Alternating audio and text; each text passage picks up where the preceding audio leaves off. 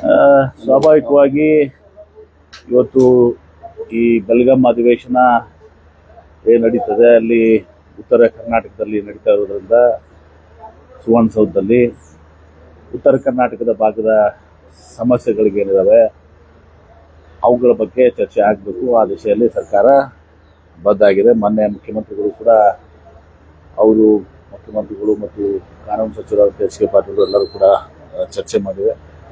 ಹೀಗಾಗಿ ಉತ್ತರ ಕರ್ನಾಟಕದ ಸಮಸ್ಯೆಗಳ ಬಗ್ಗೆ ಇಲ್ಲಿ ಚರ್ಚೆ ಆಗ್ತದೆ ಮತ್ತು ಪರಿಹಾರ ಕೊಡುವಂಥದ್ದು ಕೂಡ ಆಗ್ತದೆ.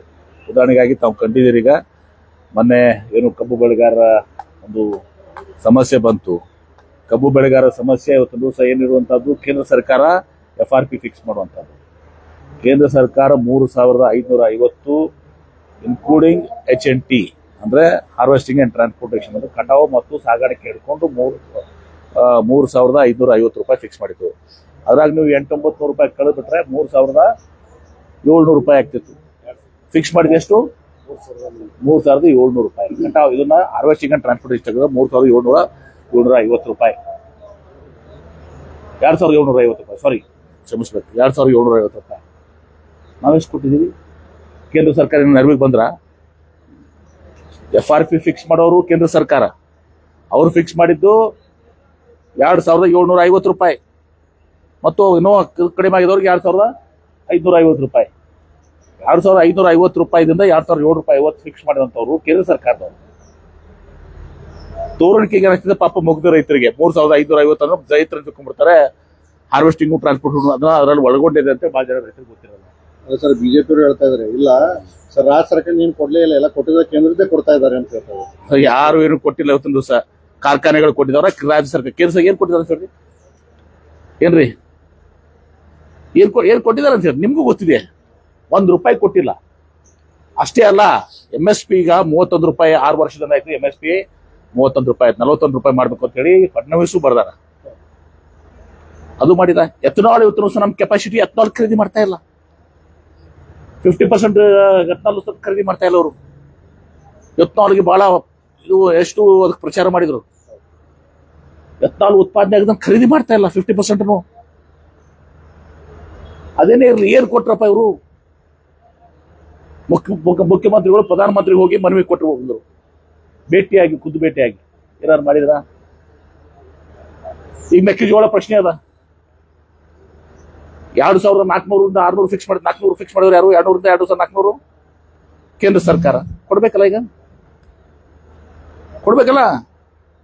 ಏನಾಗಿದೆ ಜನರಿಗೆ ಪಾಪ ಅರ್ಥ ಆಗೋದಲ್ಲ, ಮುಗ್ಧ ರೈತರಿಗೆ ಅರ್ಥ ಆಗೋದಲ್ಲ. ಇದೆಲ್ಲ ಮೆಕ್ಕೆಜೋಳ ಹಿಡ್ಕೊಂಡು ಎಲ್ಲಾನು ಕೇಂದ್ರ ಸರ್ಕಾರದ್ದು, ಕಬ್ಬಿದ್ದು ಕೇಂದ್ರ ಸರ್ಕಾರದ್ದು. ಕೇಂದ್ರ ಸರ್ಕಾರ ವೈಫಲ್ಯ ಅದನ್ನ ಇದು ಮಾಡ್ಕೊಂಡು ನಾವು ನಿಭಾಯಿಸುವ ಪ್ರಶ್ನೆ ಮಾಡಿದ್ರೆ ಮತ್ತೆ ನಮ್ಮ ವಿರುದ್ಧ ಇವ್ರು ಹೋರಾಟ ಮಾಡ್ತಾರೆ. ಅವರು ರೈತರನ್ನ ಕರ್ಕೊಂಡು ನಮ್ಮ ಯಡಿಯೂರಪ್ಪ ಸಾಹೇಬ್ರ ಸುಪುತ್ರ ವಿಜೇಂದ್ರ ಅವರು ಕಬ್ಬು ಬೆಳೆಗಾರ ಹೋರಾಟ ನಡೆದಾಗ ಹೋಗಲು ಮಲಗ್ತಾರ. ರಾಜಕೀಯ ನೋಡಿ ಇವ್ರದ್ದು.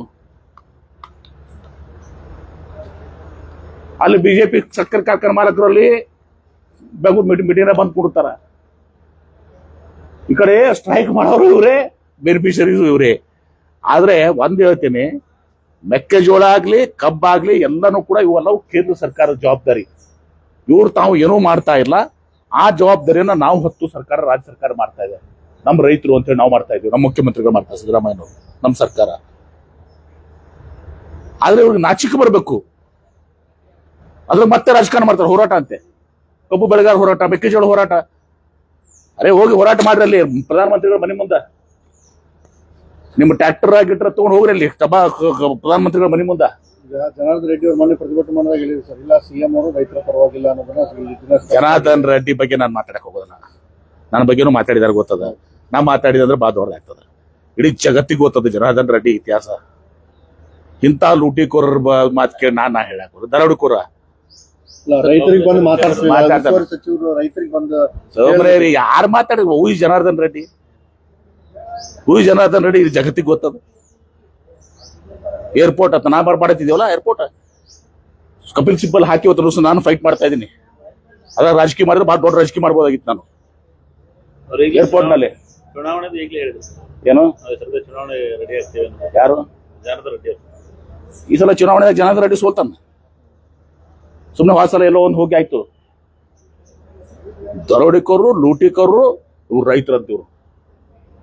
ಇಡೀ ಜಗತ್ತಿಗೆ ಗೊತ್ತದ, ಬರೇ ರಾಷ್ಟ್ರಕ್ಕಲ್ಲ ಇಡೀ ಜಗತ್ತಿಗೆ ಗೊತ್ತಿದೆ ಜನಾರ್ದನ್ ರೆಡ್ಡಿ ಇತಿಹಾಸ. ಗೊತ್ತಿದೆ ಇಲ್ಲೋ? ಇವ್ರು ಬಂದು ರೈತರದ್ದು ಹಸಿರುಟಾವಲ್ಲ, ಎಷ್ಟು ಮಂದಿ ರೈತರನ್ನ ಮುಳುಗಿಸಿದೆಯಪ್ಪ ಪುಣ್ಯಾತ್ಮ.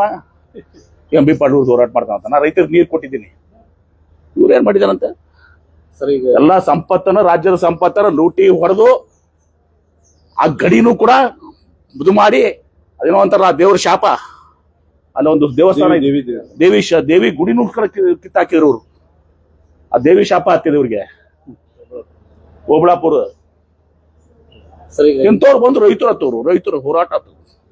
ಅಬ್ಬಾಬಾ ಎಂ.ಬಿ. ಪಾಟೀಲ್ ರೈತರು ಗುಸ್ತಾರಿ. ನಾ ನೀರು ಕೊಟ್ಟಿದ್ದೀನಪ್ಪ ಬರದ ಜಿಲ್ಲೆಗೆ. ನನ್ನ ಜಿಲ್ಲೆ ಜನತೆಗೆ ಗೊತ್ತದ, ನಾನು ಏನನ್ನೋದು ಜಿಲ್ಲೆ ಜನತೆಗೆ ಗೊತ್ತದ. ಪುಣ್ಯಾತ್ಮ ಜನಾರ್ದನ್ ರೆಡ್ಡಿ ನಿನ್ನ ಬಗ್ಗೆ ಜಿಲ್ಲೆ ಅಲ್ಲ, ಇಡೀ ಜಗತ್ತಿಗೆ ಗೊತ್ತದ. ಸರ್ ಈಗ ಇಂಡಿಗೋ ವಿಮಾನ ಹಾರಾಟ ಸಮಸ್ಯೆಯಿಂದ ಅದು ಪರದಾಡ್ತಾ ಇದ್ದಾರೆ. ಅದರಲ್ಲಿ ಕೇಂದ್ರ ಸರ್ಕಾರದ ಕೂಡ ತಪ್ಪಿದೆ. ಈಗ ವಾಪಸ್ ತಕೊಂಡ್ರಿ. ಈಗ ಒಂದು ತರಾತುರಿಯಲ್ಲಿ ಇವತ್ತೊಂದು ದಿವಸ ಒಂದು ಆದೇಶ ಹೊರಡಿಸಿಬಿಟ್ಟು ಪೈಲಟ್ ಅವರ್ಸ್ ಫಿಕ್ಸ್ ಮಾಡಿದ್ರು. ಕರೆಕ್ಟ್ ಇದೆ, ಅದು ಫಿಕ್ಸ್ ಮಾಡಿದ ತಪ್ಪಂತಲ್ಲ. ಸ್ವಲ್ಪ ಎಲ್ಲರೂ ಕಾನ್ಫಿಡೆನ್ಸ್ ತಗೊಂಡು ಇದು ಮಾಡಿ ಮೀಟಿಂಗ್ ಮಾಡಿ ಸುಸೂತ್ರ ಆಗ ಎಷ್ಟು ತೊಂದರೆ ಪಾಪ, ಎಷ್ಟು ಜನ ತೊಂದರೆ. ನಾನು ಬೆಳಗಾವಿ ಫ್ಲೈಟ್ ಬರತ್ತಿದ್ದೆ, ಸುಮ್ಮನೆ ನಮ್ಮ ಏನೋ ಅಂದ್ರು, ನೋಡಿ ಸರ್ ಫ್ಲೈಟ್ ತಡ ಆಗ್ಬೋದು ಗಿಡ ಹೋದು ಸುಮ್ಮನೆ ಕಾರ್ಯ ಹೊರತಾನೆ ಬಂದಿನಿ. ಪ್ರೆಸ್ ಕಾನ್ಫರೆನ್ಸ್ ನಿಮ್ ಮುಂದೆ ಇರ್ತಿರ್ಲಿಲ್ಲ ನನಗೆ, ನಾನು ಬೆಳಗ್ಗೆ ಬಿಡ್ಬೇಕಾಗಿತ್ತು.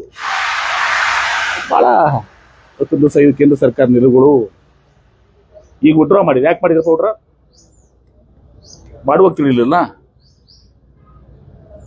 ಮಾಡಿದ್ದನ್ನ hours to working hours correct, ಯಾರಿಗೂ ಸ್ಟ್ರೆಸ್ ಮಾಡಿ ನಾಳೆ ಅವ್ರನ್ನ ಅಪಾಯಕ್ಕೆ ಹಾಕುವಂತ ಆಗ್ಬಾರ್ದು. ಅದನ್ನ ಕರೆಕ್ಟ್ ಆಗಿ ಮಾಡ್ಬೇಕಾಗಿತ್ತಲ್ಲ, ಎಲ್ಲ ತಿಳಿಸಿ ಹೇಳಿ. ಅವ್ರ ಪೈಲಟ್ಸ್ ನ ಅಪಾಯಿಂಟ್ ಮಾಡ್ಕೋಬೇಕಾಗ್ತಿತ್ತು, ಅರೇಂಜ್ಮೆಂಟ್ ಮಾಡ್ಕೋಬೇಕಿತ್ತು. ಅರೇಂಜ್ಮೆಂಟ್ ಮಾಡ್ಕೊಂಡಿದಾರ ಇಲ್ಲ ಎಲ್ಲ ತಿಳ್ಕೊಂಡು ಮಾಡ್ಬೇಕಲ್ಲ. ಟೈಮ್ ಕೊಡ್ಬೇಕು. We are not for the airlines are the government, we are for the people. ಜನರಿಗೆ ಏನಾರ ಅನುಕೂಲತೆ ಆಯ್ತು.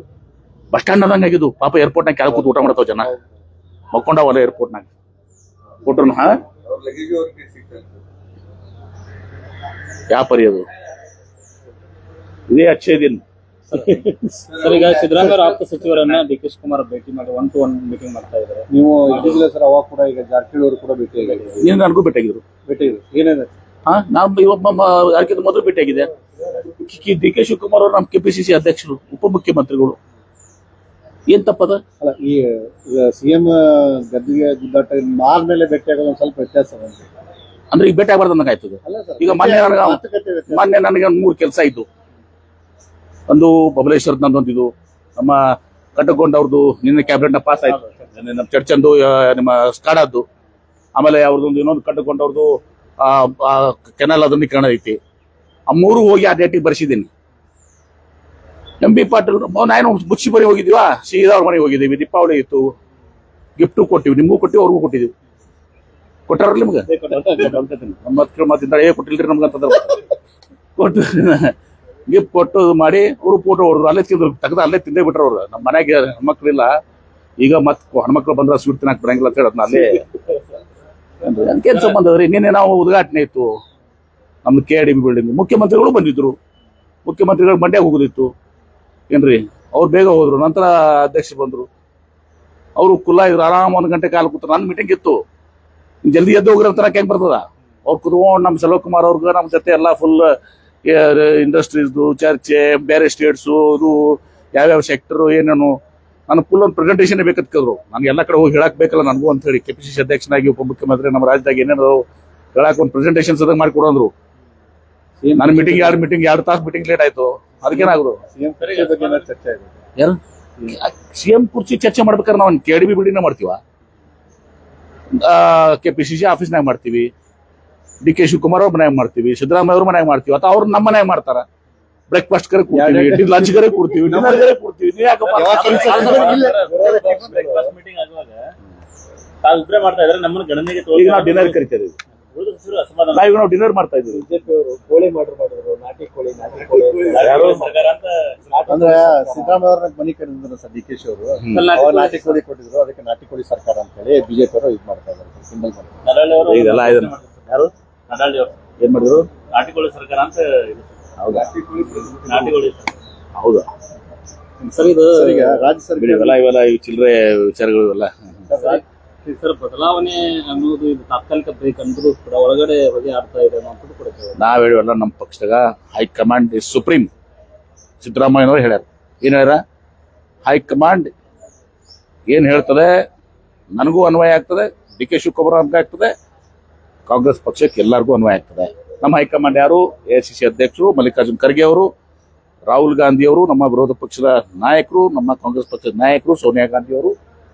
ಅವರು ಕಾಲಕ್ಕೆ ಏನ್ ನಿರ್ಧಾರ ಮಾಡ್ತಾರೆ, ಯಾವಾಗ ಏನ್ ನಿರ್ಧಾರ ಮಾಡ್ತಾರೆ, ಅದು ಎಲ್ಲರೂ ಬದ್ರಿರ್ತಾರ. ಹೀಗಾಗಿ ನೀವು ಮಾಧ್ಯಮದವ್ರು ಕೇಳಿದ್ರು ಏನು ಫರಕ್ ಬರಲ್ಲ, ಬಿಟ್ರು ಏನು ಫರಕ್ ಬರಲ್ಲ. ಅಲ್ಲೇನೋ ಅವ್ರೇನು ಯಾರು ಸಿಎಂ ವೈರಾಗ್ಯ ಅಲ್ರಿ, ಸತ್ಯ ಅದ. ಅಧಿಕಾರ ನಮ್ಮ ಅವ್ರಂದ ಅಧಿಕಾರನು ನಮ್ಮ ಅಪ್ಪನ ಆಸ್ತಿ ಅಲ್ಲ, ನಮ್ಮ ಜೀವನೂ ನಮ್ಮ ಆಸ್ತಿ ಅಲ್ಲ. ನೀವು ತಿಳ್ಕೊಂಡಿರ್ತೀರಿ ನಾವು 100 ವರ್ಷ ಬಾಳ್ತೀವಿ ಅಂತೇಳಿ. ಯಾವಾಗ ಯಾರಿಗೆ ಏನಾಕತಿ ಗೊತ್ತಿಲ್ಲ, ಅದು ಹೇಳಕ್ಕಾಗತಿ. ಅಧಿಕಾರ ನಮ್ಮ ಆಸ್ತಿನ ಅದು ಹಿಂಗಾಗ್ಬೋದು. ಏನು? ಸಿದ್ದರಾಮಯ್ಯ ಮಾತಾಡಿಲ್ಲ. ಯಾವತ್ತೂ ಕೂಡ ನಾನು ಹೇಳ್ತೀನಿ, ಅಧಿಕಾರ ನಮ್ಮ ಆಸ್ತಿ ಅಲ್ಲಪ್ಪ. ಯಾರಪ್ಪನ ಆಸ್ತಿನೂ ಅಲ್ಲ ಅದು. ಜನ ಆಶೀರ್ವಾದ ಮಾಡಿದಾಗ ಆರಿಸಿ ಬಂದಿರ್ತೀವಿ. ಪೂರ್ಣಾವಧಿ ನಾನೇ ಸಿಎಂ ಅಂತ ಹೇಳ್ತಿದ್ರು. ಯಾರು? ಬದಲಾವಣೆ ಪೂರ್ಣವರ್ತಿ ಶಿವ ಅಂತ ಹೇಳಿದಾರಲ್ಲ ಅದನ್ನು ಅವರು ಮುಖ್ಯಮಂತ್ರಿಗಳು ಹೇಳಿದಾರ. ನೋಡ್ರಿ ಅವ್ರ ನೋಡಿ, ಡಿ ಕೆ ಶಿವಕುಮಾರ್ ಅವರು ನ್ಯಾಷನಲ್ ಹೆರಾಲ್ಡ್ ಅದು ನಮ್ಮ ಕಾಂಗ್ರೆಸ್ ಪಕ್ಷದ ಒಂದು ಪತ್ರಿಕೆ. ಅದಕ್ಕೆ ಡೊನೇಷನ್ ಕೊಟ್ಟರೆ ತಪ್ಪೇನದು? ಕೊಡ್ತಾರೆ, ಉತ್ತರ ಕೊಡ್ತಾರೆ. ಸೋರ್ಸ್ ಕೇಳ್ಬೋದು ಭಾಳ. ನೀವು ಸೋರ್ಸ್ ಕಿಂತ ಏನೋ ಹೆಚ್ಚಿಗೆ ಕೇಳಕ್ಕಾಗಲ್ಲ. ನೀವು ಕೊಟ್ಟಿದಂತ ಹಣ ಚೆಕ್ನ ಕೊಟ್ಟಾರ. ಚೆಕ್ನ ಕೊಟ್ಟದ್ದು ಕೇಳ್ತಿರಲ್ಲ, ಏನ ಕ್ಯಾಶ್ನ ಕೊಡ್ಬೇಕಾಗಿತ್ತಾ? ಸಿಎಂ ಚರ್ಚೆ ಇರ್ಬೇಕಾದ್ರೆ ಇದು ಏನೋ ಒತ್ತಡ ಏನು ಒತ್ತಡ ಅಲ್ರಿ, ಇದೆಲ್ಲಾನು ಸುಮ್ಮನೆ ಕೊಡ್ಸಿದ್ದಾರೆ ಅಂತ ಬಿಜೆಪಿ ಅವ್ರದ್ದು. ಇಲ್ಲಿ ಕರ್ನಾಟಕ ರಾಜ್ಯದಾಗಂತೂ ಹೊತ್ತದ್ದು ಏನೂ ಉಳಿದೇ ಇಲ್ಲ. ಹೇಳ್ತೀನಿ, ಕರ್ನಾಟಕ ರಾಜ್ಯದ ಬಿಜೆಪಿ ಅನ್ನೋದೇ ಉಳಿದಿಲ್ಲ. ಛಿದ್ರ ಆಗ್ಯದ ಏನ್ರಿ. ಮೈಕ್ರೋಸ್ಕೋಪಿಕ್ ಗ್ರೂಪ್ ಆಗಿದಾವ. 20 ಗ್ರೂಪ್, 20 ಬಾಗಿಲುಗಳು, 3 ಕಿಟಕಿ ಏನ್ರಿ. ಅದೆಲ್ಲ ಮನೆ ಶುದ್ಧ ಮಾಡ್ಕೋರಿ. ಮಂದಿದ ಏನು ಮಾತಾಡ್ತೀರಿ? ಜನಾರ್ದನ್ ರೆಡ್ಡಿ ಮಾಡಿಬಿಡ್ತೀರಿ ಪೊಸಿಷನ್. ಆರ್ ಅಶೋಕ್ ಅವ್ರನ್ನ ತೆಗೆದು ಅತ್ಯಂತ ಸಮರ್ಥವಾದಂತ ನಾಯಕರಾದಂತ ದರೋಡೆಕೋರರಾದಂತ ಜನಾರ್ದನ್ ರೆಡ್ಡಿ ಅವರು ಮಾಡಿರ್ತಾರೆ.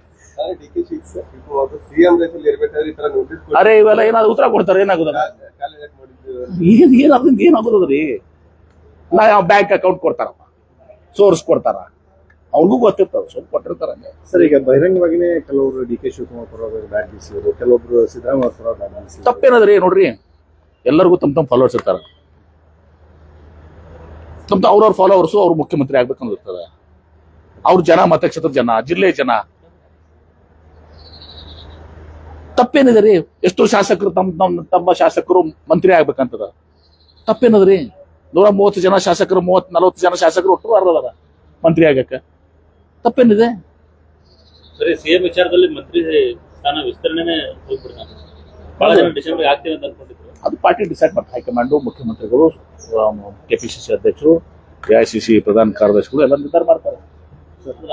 ಯಾವಾಗ್ಲೂ ನಮ್ಗೆ ಗೊತ್ತಿಲ್ಲಪ್ಪ, ನಾ ಹೈಕಮಾಂಡ್ ಅಲ್ಲ. ಮಾಡ್ತೀವಿ ಸಿದ್ದರಾಮಯ್ಯ ಮಾಡಿದ್ವಿ. ಯಾವಾಗಲೂ ಕೂಡ ಸಿದ್ದರಾಮಯ್ಯ ಅವ್ರ ಪರವಾಗಿ ದುಡ್ಡಿಸ್ಕೊಂಡ್ರು, ಅವ್ರ ಪರವಾಗಿ ಇದು ಮಾಡಿಲ್ಲ. ಈಗ ತಮ್ಮ ಈ ರೀತಿ ಒಂದು ಬದಲಾವಣೆ ಸೃಷ್ಟಿಯಾಗಿದೆ. ಈ ಇದರಲ್ಲಿ ನೋಡಿ, ಎಲ್ಲರೂ ಯಾರು ಬಂದ್ ಹೇಳ್ತೀನಿ ಕೇಳಿ, ಸಿದ್ದರಾಮಯ್ಯ ನೋಡ್ಕೊಂಡು MB ಪಾಟೀಲ್ ಎಲ್ಲರೂ ಕಾಂಗ್ರೆಸ್ ಪಕ್ಷದ ಪರವಾಗಿ. ಒಳಗೆ ನಾವು ಯಾರಿಗೊಬ್ರಿಗೆ ಇದು ಇರ್ಬೋದು. ಮಲ್ಲಿಕಾರ್ಜುನ್ ಖರ್ಗೆ ಸಾಹೇಬರು ನಮ್ಮ ನಾಯಕರೇ, ಸಿದ್ದರಾಮಯ್ಯ ಅವರು ನಮ್ಮ ನಾಯಕರೇ, ಡಿ ಕೆ ಶಿವಕುಮಾರ್ ಅವರು KPCC ಅವರು ನಮ್ಮ ನಾಯಕರೇ. ತಪ್ಪೇನಿದೆ ಇದರಲ್ಲಿ? ಸತೀಶ್ ಜಾರಕಿಹೊಳಿ ನಮ್ಮ ಆತ್ಮೀಯ ಸ್ನೇಹಿತರು, ಪರಮೇಶ್ವರ್ ನಮ್ಮ ಆತ್ಮೀಯ ಸ್ನೇಹಿತರು, ನಮ್ಮ ನಾಯಕರು. ಏನ್ ತಪ್ಪಿದ್ರು ಇದೆಲ್ಲ? ಒಂದು, ultimately we are all Congress. ಕಾಂಗ್ರೆಸ್ನಲ್ಲಿ ಹೈಕಮಾಂಡ್ ಈಸ್ ಸುಪ್ರೀಂ. ಹೈಕಮಾಂಡ್ ಸರ್ವಶ್ರೇಷ್ಠ. ಸರ್, ಇಷ್ಟೊಂದು ಜನಾದೇಶ ಕೊಟ್ಟರು ಕುರ್ಚಿಯ ಕಿತ್ತಾಟ ಯಾಕಂತ ಜನ ಮಾತಾಡ್ಕೊಳ್ಳೋದು. ಎಲ್ಲಿ ಕಿತ್ತಾಟ? ನೀವೆಲ್ಲ ಮಾಧ್ಯಮ ಸೃಷ್ಟಿ ನಿಮ್ದು.